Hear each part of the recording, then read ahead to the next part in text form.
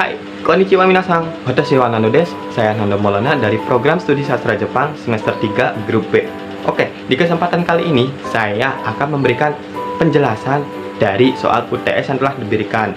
Nah, salah satu tujuan pembuatan video ini juga bertujuan untuk memenuhi salah satu tugas UTS mata kuliah Bahasa Indonesia dengan dosen pengampu Bapak Tri Aditya Nugraha, MPD. Nah, bagaimana untuk pemaparan atau penjelasan saya kali ini? Langsung saja kita ke videonya. Pertanyaan pertama, kemajuan peradaban masyarakat ditandai oleh kemajuan dan perkembangan bahasa. Menurut pendapat Anda, jelaskan korelasi antara kemajuan peradaban dengan perkembangan bahasa. Oke, untuk jawaban nomor 1, menurut saya, bahasa merupakan salah satu alat komunikasi yang sangat penting dalam kehidupan sehari-hari. Nah, bahasa Indonesia diambil dari bahasa Melayu, akan tetapi bahasa Indonesia ia mampu beradaptasi dan berkembang hingga saat ini, sehingga kemiripan antara bahasa Indonesia dengan bahasa Melayu itu sudah minim. Nah, lalu bahasa Indonesia dipilih sebagai bahasa nasional atau bahasa persatuan karena dari segi tata bahasa memiliki ciri khas. Selain memiliki ciri khas, mampu dipahami secara general atau secara mayoritas, terlepas dari unsur adat, budaya, atau kebiasaan daerah tertentu. Pertanyaan kedua, setelah Anda mengetahui peran bahasa Indonesia dalam mendorong kesadaran nasional dan mengetahui perkembangan bahasa, sikap seperti apakah yang harus dimiliki mahasiswa terhadap bahasa Indonesia? Untuk menjawab persoalan nomor 2, mengingat peran penting bahasa Indonesia dalam kehidupan sehari-hari, saya sebagai mahasiswa dituntut untuk bisa berbahasa Indonesia secara baik dan benar, sesuai dengan kondisi atau situasi yang tepat berdasarkan keterampilan berbahasa. Nah, keterampilan berbahasa ini memiliki 4 aspek. Yang pertama, membaca, menulis, menyimak, dan berbicara. Nah, contoh kecilnya, dalam beragam bahasa, tulisan itu kan merupakan dari saluran tulisan. Nah, contoh kecilnya, ketika saya membuat makalah, tentu saja harus sesuai dengan kaidah gramatikal.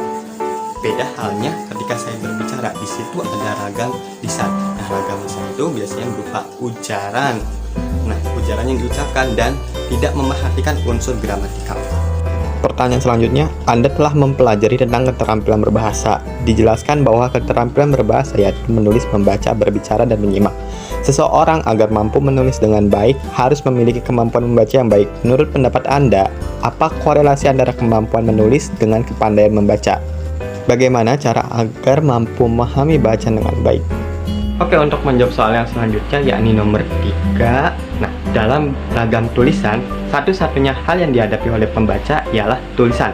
Oleh karena itu, pembaca harus menguasai beberapa aspek penting. Yang pertama, aspek bahasa sebagai sistem.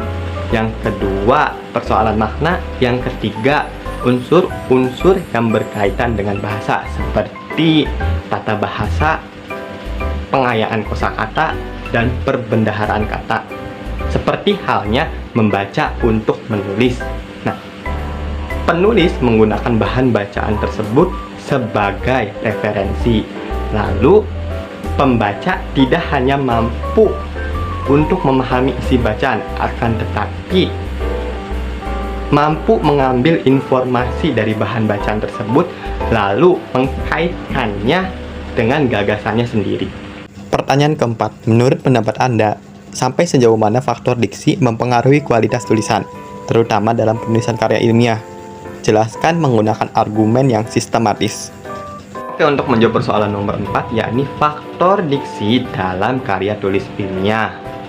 Nah, karya tulis ilmiah ini termasuk dalam ragam bahasa ilmiah, di mana harus memerhatikan unsur-unsur atau aturan-aturan kebahasaan dan diksi di dalamnya. Nah, diksi merupakan proses pemilihan kata yang tepat dan selaras digunakan untuk mengekspresikan gagasan atau mengungkapkan gagasan.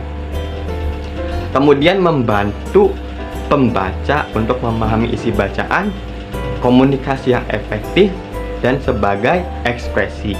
Contohnya, karya tulis ilmiahnya berupa makalah, itu kan harus memerhatikan kaidah-kaidahnya seperti jenis font, format halaman, dan diksi yang digunakan itu harus tepat, tidak membuat pembaca kebingungan dan tidak keluar dari ranah pembahasan. Pertanyaan terakhir, buatlah kalimat majemuk bertingkat yang menyatakan perbandingan, syarat, dan implikasi. Oke, untuk menjawab soal yang terakhir yakni soal nomor 5, langsung saja untuk majemuk perbandingan itu terdapat konjungsi seperti ibarat, daripada, dan lain sebagainya. Untuk contoh kalimatnya, lebih baik diam daripada banyak berbicara. Lalu ada majemuk syarat ya. Majemuk syarat ini menggunakan konjungsi jika, kalau saja, apabila, dan lain sebagainya. Contoh kalimatnya, saya dapat meraih gelar cum laude jika saya bersungguh-sungguh dalam perkuliahan. Dan yang terakhir ada majemuk implikasi. Nah, kalau majemuk implikasi ini merupakan hubungan antara pernyataan yang pertama dengan pernyataan yang kedua secara logis dari pernyataan yang pertama. Contohnya, saya dapat jika saya bersungguh-sungguh dalam perkuliahan, saya dapat meraih gelar cum laude. Hai, minasan, watashi kara ijo desu. Gyou mo arigatou gozaimasu. Mata kondo ne. Oke, cukup sekian dan terima kasih. Sampai jumpa di next video.